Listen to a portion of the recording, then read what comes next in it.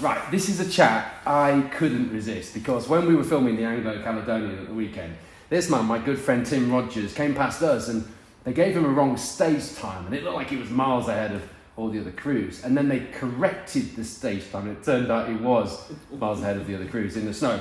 And I knew this about you because I just told you the story. I remember following you when I was a youngster and you painted some bits for my car. I picked them up off you in the snow and you naffed off up the lane at all sorts of angles in the snow. And I thought, how is he doing that? And I found myself thinking the same thing on Saturday. Amazing story.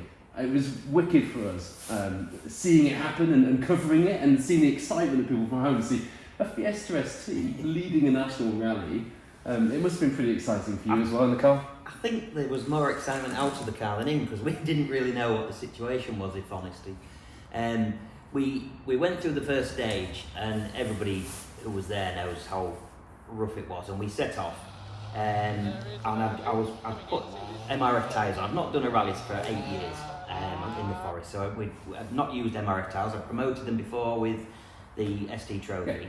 So did a deal, put some MRS on, we set off and I thought, I think we're not sure about these tyres, and then I thought, I'm not sure about these conditions, and then within half a mile we were heading for a ditch off the road and I just said to Stefan, I said, I don't know what's wrong here, but I've not got any control over this car. We went over a crest and then there was marshals flagging people down and then there was just cars off everywhere and I thought, okay, it's the conditions, let's just calm ourselves down. Did the white bits not? Well, yeah, but you still think, as a rally driver, as everyone will say, you just think as soon as you say go, you've got to, you get your foot down and you try and go as fast as you can and your brain saying go as fast as you can. But the conditions obviously don't suit that always, and you have regardless of snow, concrete posts, or anything else that might. That's why we do what we do. But then you have to twist your brain and go, hang on a minute, this is a rally of attrition here. You've got to really slow yourself down to get through, because the cars were just off everywhere, and as soon as you went off there, you were not getting back on. So we just, I would have said plodded through that stage. That's the only way I can describe it. And we got out of it, and I just said to Stefan, well, that's just a disaster, isn't it? And this was Ash Park. This was the first stage, yeah. And then we're on the road section now chatting about it, and Steph went, I'm not trying to excite you, Tim, but they've given us the wrong stage time, which he knew we had 6:59. They've given us 6:09. He said, look at that. He said, look at the results. You're at the top. It looks like you're leading the rally. He said, that's the first time you see that. Don't get excited. So we're on the road section, and then he went quiet, and then he suddenly went, can I tell you something else? I said, yeah, what's up, Steph? Tell me whatever you want. He said, I've just added our correct timing, and actually we're third overall. We were third quickest through there, and we were like, bloody hell, sorry. So then we went on to the next stage, which was a lot longer, and we went in there, and it was just as slippery and just as treacherous. I love the fact that you've apologised for bloody hell, and we're not even at stage 2 yet. Yeah. And we just kept catching cars. We must have caught 4 cars in that stage, and I mean, it was a bit of a Swiss cheese thing, I suppose. With the Fiesta, where we were running, if anyone was going to go off, they'd have gone off. So we were being slowed by that. So we weren't going to unknown slippery territory, I suppose, because there was already cars off. There's not much power in that. It's a Group N car. It's still a Group N car. I've always run it as a Group N car. So when you put your foot down, it takes a bit for it to spin up. So we just got it up into 3rd, 4th gear, and we just plodded through. We didn't do much braking. We tried to keep it flowing around the corners. And we, as I say, we just kept catching the historic cars. Lots of them had more power. You could see their wheels were spinning, and luckily everyone was so great and pulled over, and we just kept going and going. And we came out of the 2nd stage, and Stefan went, we were quickest through there. I think he upset Barry Lindsay a little bit because I think he thought he was at one point. But I knew there was people like Barry Lindsay ahead who were in a lesser powered 2-wheel drive car. I love I have to mention this about Tim. I do like this about you. You're doing the inverted rally driver excuses thing. You're giving us all the reasons why really you should have been a bit quicker, and you're actually doing it the other way around. I like that. Well, yeah, I'm not. Tim and I always joke that one of us one day will make it to the WRC, and clearly after the weekend before, it's obvious which one of us it will be. Yeah. I did rally GB once, didn't I? And I knew that's what was in our head, you see. So Stefan and I had gone to the event saying we're going to finish this event. Because it's a bit, I've not been out 8 years, and Stefan just wants to do stuff for fun. And I said, look, let's go out, let's treat it same as we did Rally GB. I wanted to do every stage mile of that event when I did it. I didn't want a super rally. I wanted to say to the kids when I'm older, because it was the last year of homologation for that in 2015. I said I wanted to do it, and I want to complete every mile so I can say I have done it. And we went to this event with the same concept, and to be then leading it after 2 stages was just a bit of a crackers thing.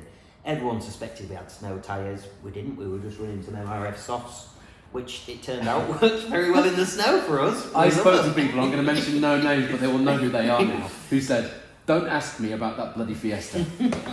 But for us covering it was so interesting because normally, by the time we get sort of 10, 15 minutes at max into a running order, we have our top 10. Yeah. But every time, I had to wait until you came through. We were seated way far down. We had to wait for you to come through before I could actually tell people what the times were, because we knew your times would be crucial.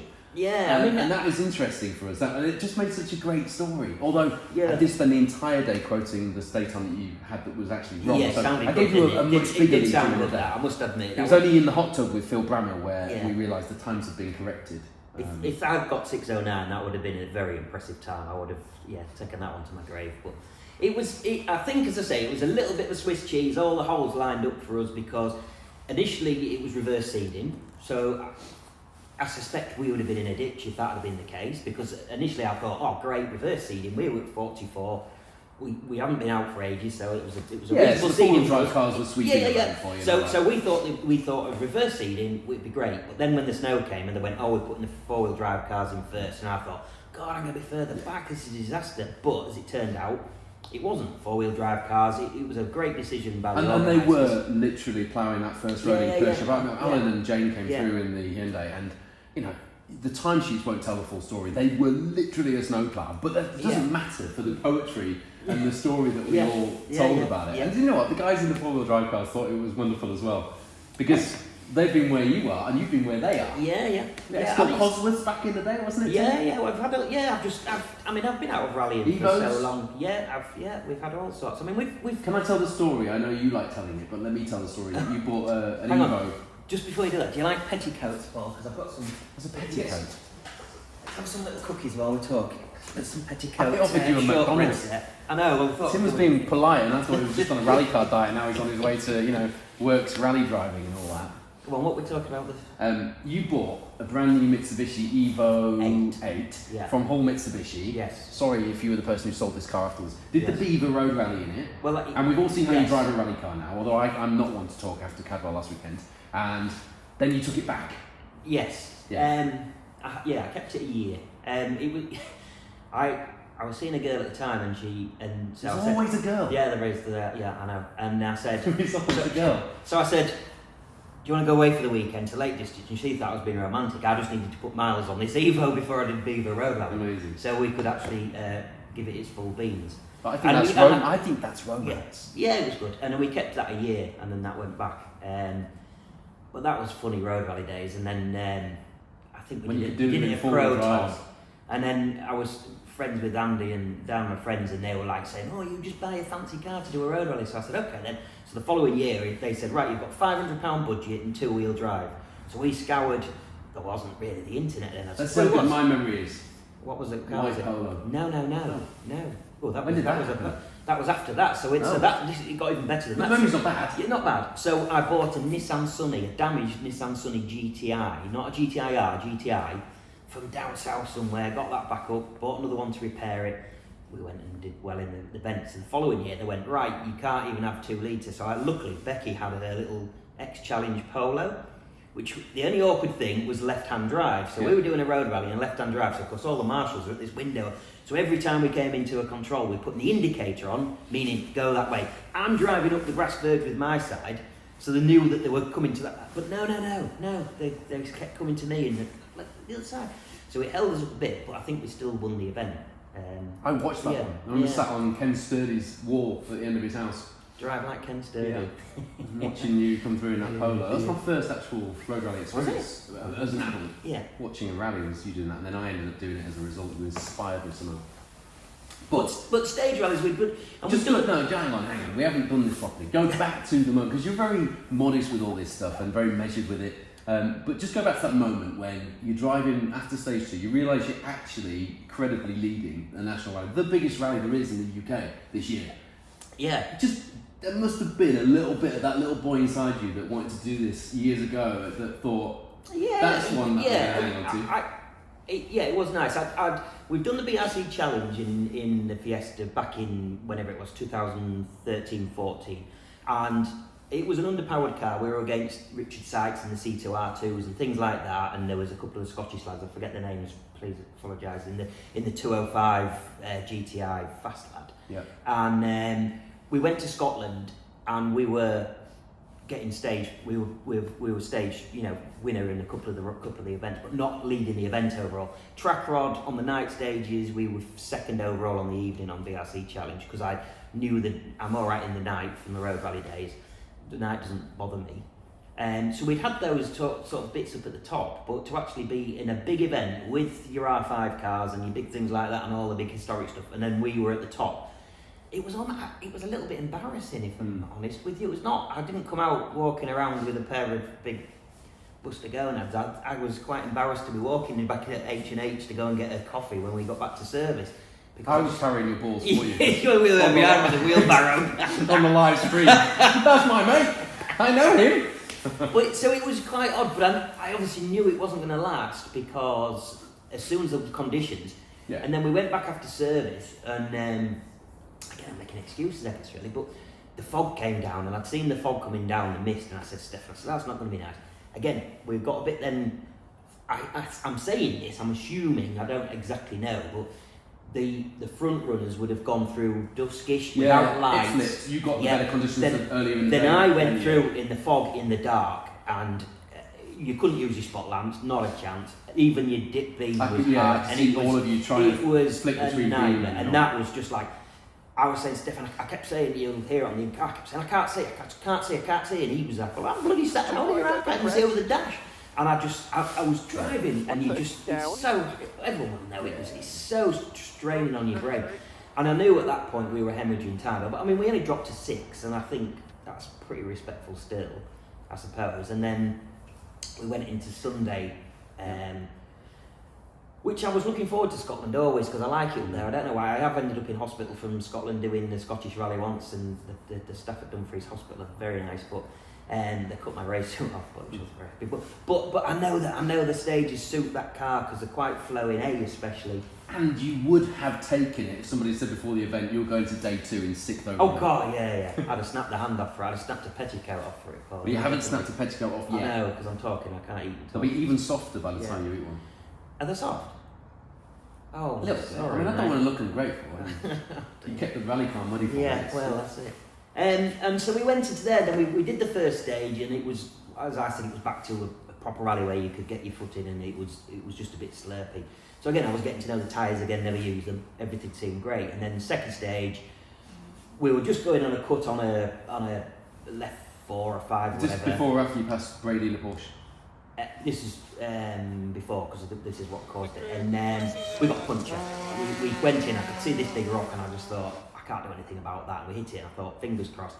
Got onto a straight, and straight away Stefan knew as well. He went, that's a puncture in it. I said, yeah, and it was the front left. And I thought, we had half the stage to go, and I thought, I can't drive that. I know what happens on these, you lose your brake pipes.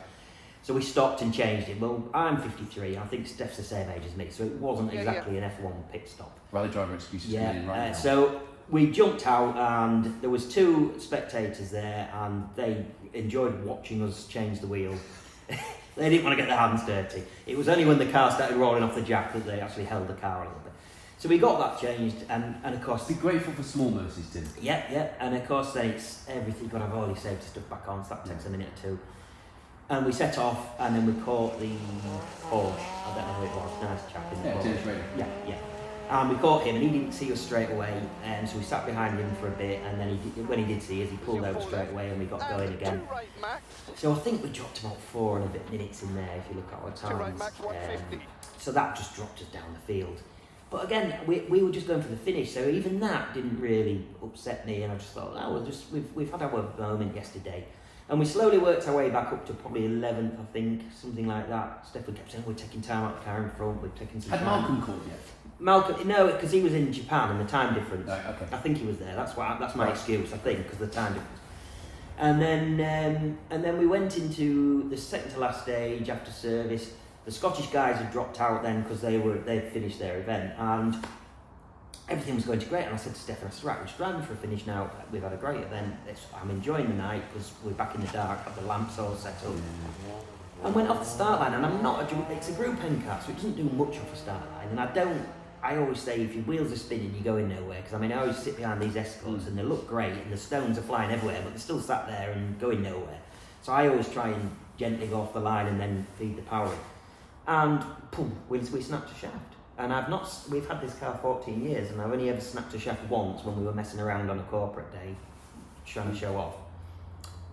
And luckily it drove on one-wheel drive, so... I bet Malcolm called then, didn't he? He did, yeah. He did, yeah. Yeah, I'll tell you what them shafts are, Tim, with that 𝑬𝑵𝑶𝑼𝑗𝑚 tax on. We luckily drove through the stage, and because there was the gaps with the Scottish guys dropped out, we didn't have anyone we were going to hold up, so we kept going. Luckily with the night, you could see the lights coming. Pulled over, didn't hold anyone up, and we got out the stage, and I just sat there, and Stefan said, well, we can't get through the next stage, which was A again. And I just get us home, so we Google Mapped it home, and we didn't say a word, I don't think, all the way back to the finish. We didn't say a word, not a word. And we were both just gutted from it. Because we just wanted the finish. We wanted the finish. The lead-in on day one was an exciting little story to tell people in the future, and to show pictures of this car that was doing that. But we were just gutted, and it was so nice to get so many messages from people, because there were so many people who I knew on the Saturday night messaging, going, bloody hell, look at the times, I can't believe it, you know, and good to see you back Mine out. very simply just said, you're my hero. Yeah, well, you rang me halfway through the last stage, I think. I could hear my phone going, on the intercom. Who the hell is that? Paul Woodford, what's he I was doing? already in the hot tub with Phil by that point, and I thought, there's no way anybody could possibly still be out in the stage. Yeah, you were bored messing with each other and went, I know, let's phone Tim, let's annoy him. So we were just gutted, and it was nice to get so many calls of people who, because obviously I didn't realise it was a track. They came up Saturday, and it took them forever in a day, because they set off from home, North Lincolnshire, where we are, and they kept ringing saying there was a road closed, and I was saying, well, don't worry, because my start time from 9 this morning is now 10:30, now 11:30, 12:30. So I said, and it took them about 4 and a bit hours to get up there. They literally got into the stage just as we went through at like 10 miles an hour on the ice, and they've nearly just gone off in front of them. But my lad Isaac thought it was ace. He thought, look at the sideways drift you did there. I said, well, there wasn't much control going on there, sunshine. We were just holding on for dear life. Sideways drift and the overall rally lead. And Becky with her old car as well, watching you back out. Yeah, well, she was more excited to see in that than she was me, I think. You know, if you watch the video, it's nice. It was good fun. It was good fun, and it was nice to be back out rallying again. It's like, rallying's always been there for me and in our lives, and it's taken a bit of a back burner. The kids are young, so we've been building tree houses and whatever. You've been supporting Becky's Olympic ambitions and all that, which has been a marvellous story in itself, hasn't it? Yeah, hopefully she's got that out of the system and I can go back rallying again. So, hopefully you can both do your thing. It's been exciting watching both of you do sport at that level, because both of you competed, not necessarily in this car for you, but you competed at quite a high level back in the day. Yeah. And you and I did the Cambrian in rally first. Yeah, we did right back down to grassroots again, which was a lot of fun. Yeah, it was good fun, that, wasn't it? It was good. We should do another rally again soon. Yeah. But it's not one with snow. I was going to say, so what as long as there's no posts as well, that's the main because thing. Tim turned down a McDonald's tonight, which clearly shows that he's on a rally driver diet. And he didn't laugh that much when I said, as Malcolm called you, so he clearly has WRC aspirations. So what's next? I don't know. There is something next though. I've got this Fiesta, I've got another one, so if anyone wants another ST, there's one for sale over there. We're never going to sell this. We've had this 14 years and it means too much. I'm never going to sell it. I don't know, it did feel a little bit old and dated going back out in it. I fancy something a bit newer. What, I don't know. I don't want anything big and flash because I haven't got the time is my problem. So what are you going to suggest? A Mini Cooper S R53 with green tiger stripes would suit me down to the ground, although it has been sold already, I'm afraid. Has it? One careful owner. Yeah, I don't know. Only ever raced and rallied once, unfortunately, because I stuck it in the fence. Race rallied and crashed once. Yeah. Yeah, you can't get away with saying there's never been damage on that one when it was publicised as much as that. I don't know, Paul. We'll have to see. You'll have to come up with an idea for me. But it'd be nice to do something else. What, I don't know. And it's just the time. I run my own business and time is very precious. Hence why I chose the Rally Anglo Caledonian, because effectively it was near enough 3 or 4 BTRDA rounds I can't afford 3 or 4 Fridays away from work, but I could afford that one Friday away to go and do the rally for the weekend. Yes, and it was great. I mean, UK. my friend rang me and said he was saving up the money for the RAC next year, and you think, well, yeah, it'd be nice, but yeah. All right, here's the I'd thing. have to be selling these petticoats. Historically, yeah, you would. Historically, I'd love a Mark II. What would you pick? Mark II. Mark II. Would you? I used to instruct in them at the rally school, and I used to have Mark IIs. I do, yeah. I have got. I'd love to do a rally in a Mark II. There is a funny story attached to that. Becky hired me one once for my 40th, but it all went a bit pairs and it never happened. Not me and Becky, the hire. So it never ever happened, that, unfortunately. Funny story, I'll tell you another time. But yeah, so I did have that little Off-air, thing. that means. Yeah. But yeah, a Mark II would be lovely. I'd love to do that. I mean, I keep nagging Ken for his, and I drive like Ken Sturdy apparently, and he'll be pleased to know. But it'd be nice. What does that mean? You have to clarify that now. And I will send because I did the single venue earlier in the year with Tom, who used to sit in with Ken, yes. And I saw Ken at the start of at Carlisle at the Anglo Caledonian, and I said I had the biggest. I can't repeat what I said to him because obviously we're unable. I said I had the biggest compliment of my rallying career because Tom said to me at the end of this rally, he said, I enjoyed that. He said, you know, you drive just like Ken Sturdy. So I told Ken, and that was our little thing. So of course, when I was leading on the thingy night, he came running across. He said, "You're driving like Ken Sturdy." So yeah. By contrast, Tom, who described me at my wedding as a very average rally driver, confirmed for me after Cadwell because he was behind me with the Cartley in the pecking order on the day. And they came up upon our accident first, and he said, "I can confirm you was are very average rally driver, especially on a circuit that you used to manage and know. I mean that. But look, somebody has set up an account called the Cadwell Park Fence. So a piece of fence that I probably put up while I was there and have now taken back down with a rally car is trolling me on social media. Welcome to 2024. Go